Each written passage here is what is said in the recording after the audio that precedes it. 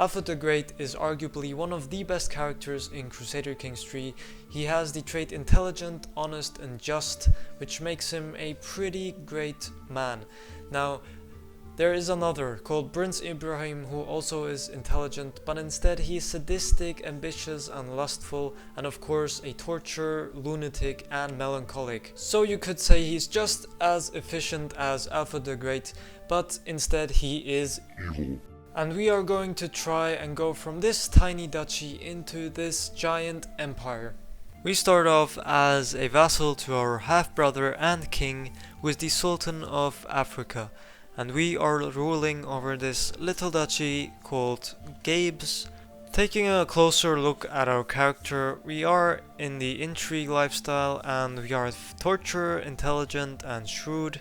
And we are sadistic and lustful, but we do have a little bit of ambition. Now going into the character finder, if we search by sum of all skills, we can see that Alfred is number 1, of course, he has amazing stats. And then we have this lowborn woman who is a genius, she's number 2.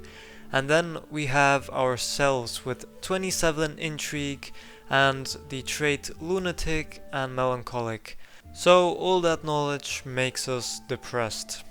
Now, taking a look at our lifestyle, we have gone down the torture path, but we are gonna do medicine focus because we are 36, and with the trait lunatic and melancholic we get 2 negative modifiers, and to counter them we have to pick medicine. For our wife, we are going to pick this fecund woman so she may give us many children. I noticed that our brother is a drunkard, which is a big no-no for the Muslims, so naturally I'm just gonna murder him, and when he dies I'm going to get his titles. But before my brother departs this world, I was going to help him defeat the Byzantines, and as you can see we are fighting them in the Duchy of Sicily and trying to claim a few counties, the county of Syracuse and Malta, for ourselves. And with that last battle we captured the emperor himself and defeated the Roman Empire in the conquest of Sicily.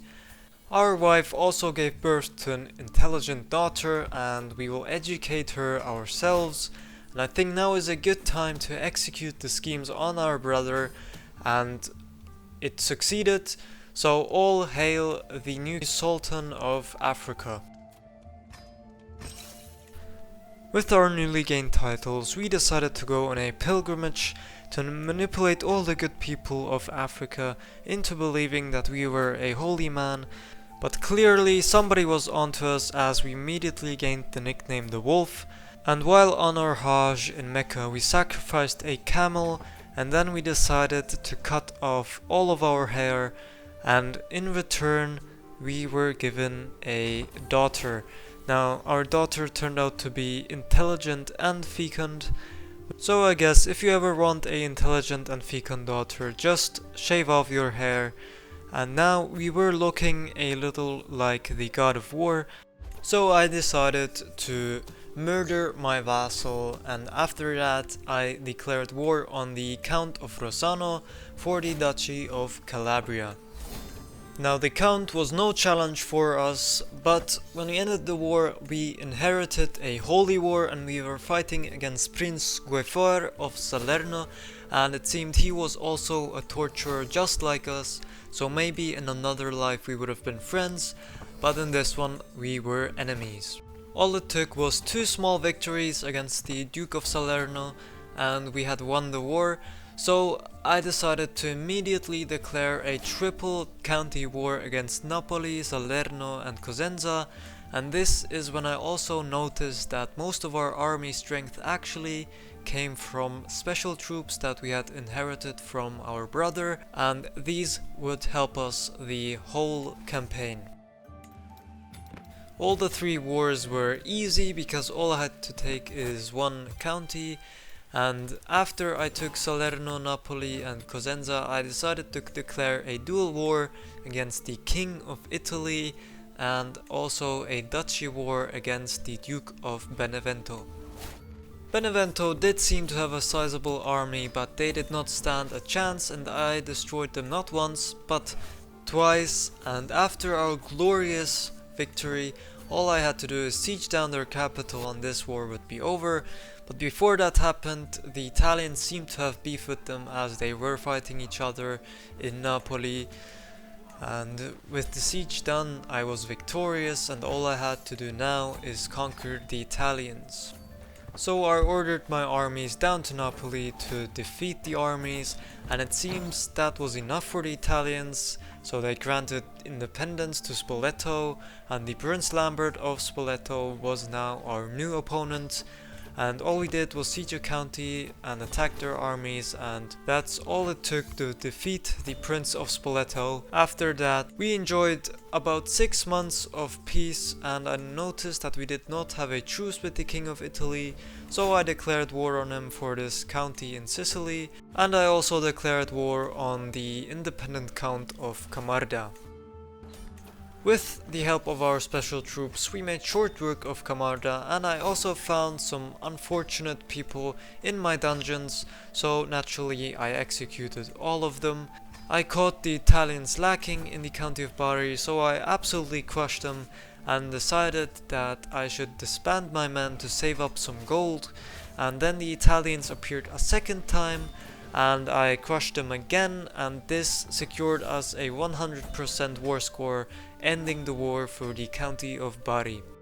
Now, with most of Sicily secured, I decided to get an alliance with the Abbasid Caliph.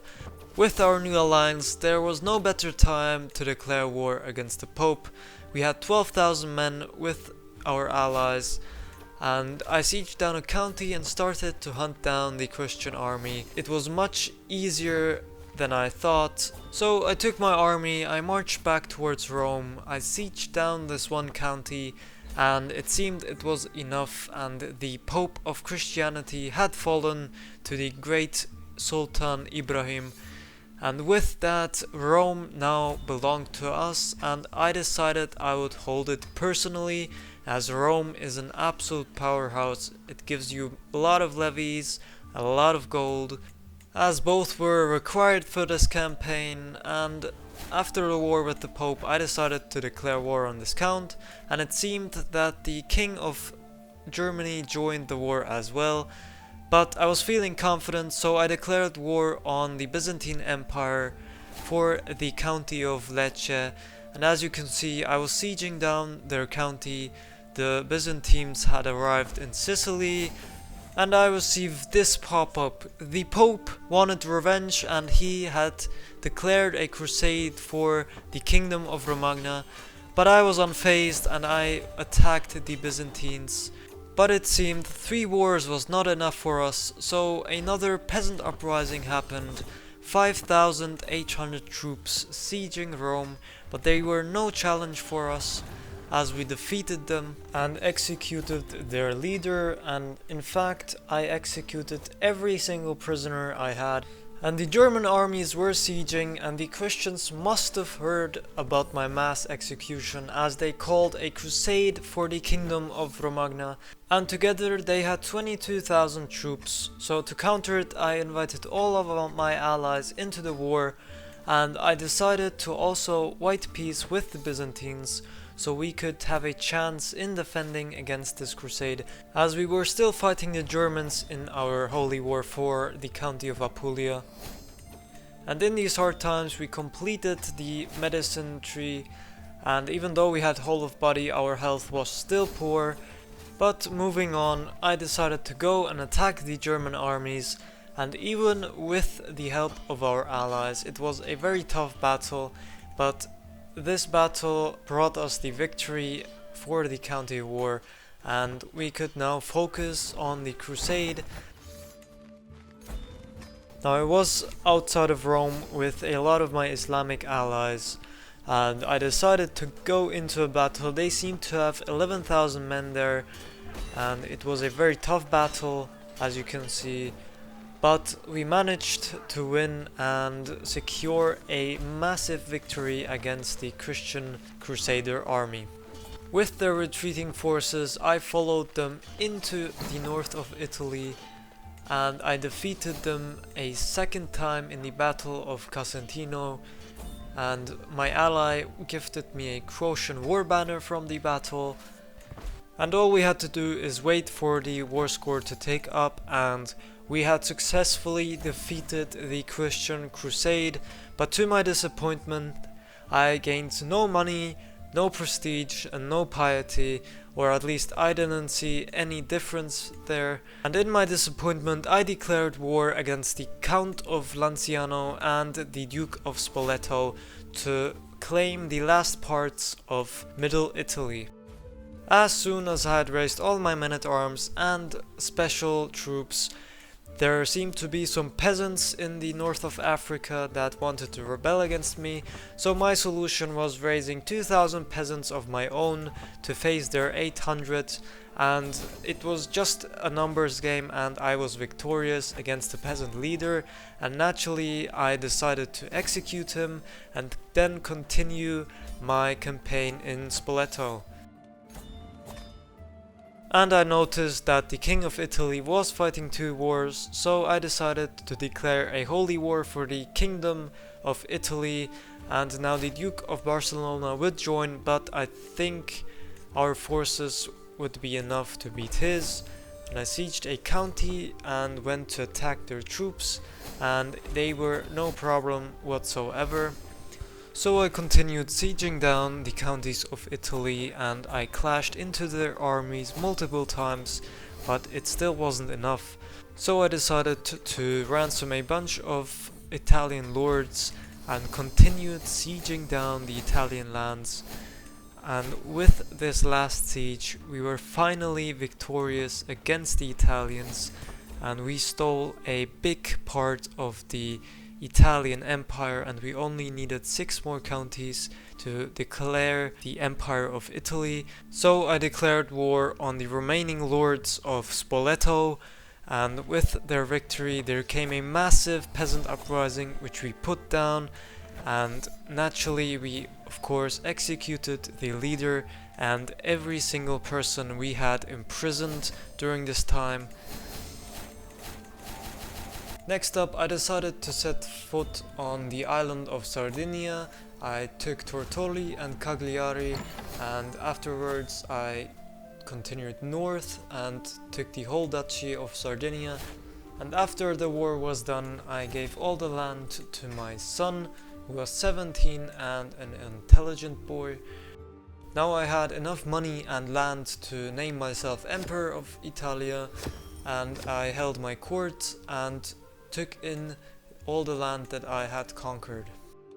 But I wasn't done yet, so I declared war against Venice because they were no longer a tributary of the Byzantine Empire, and against them all I had to do is take one county. I didn't even have to engage in a battle and the war was over.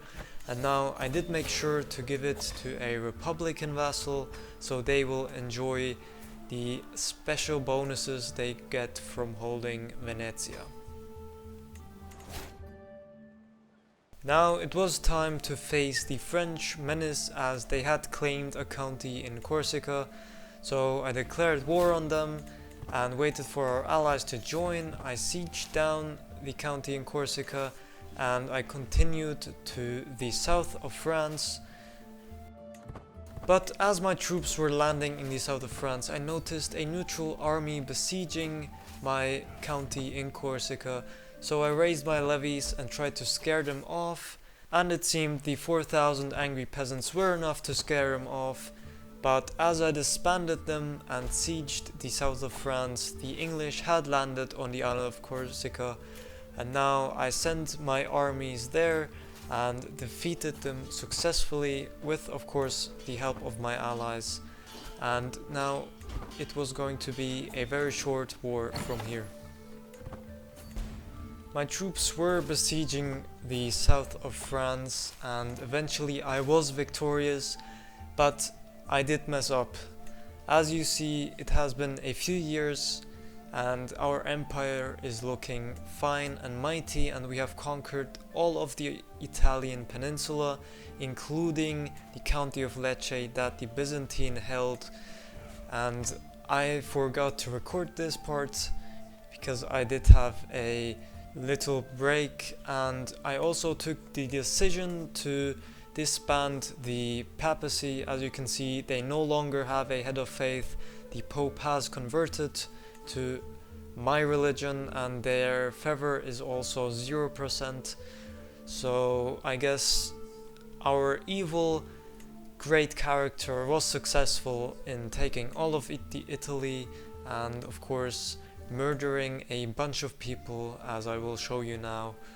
And as you can see, we killed a lot of peasants, a lot of nobles and a lot of lords, and we did not discriminate. And of course at the very bottom we have our brother and former Sultan of Africa, and we are 75, our health is poor, but as you can see our stats are quite amazing, and we also created quite a big dynasty for ourselves. Many of them have quick or intelligent and some of them fecund, and I hope you guys enjoyed.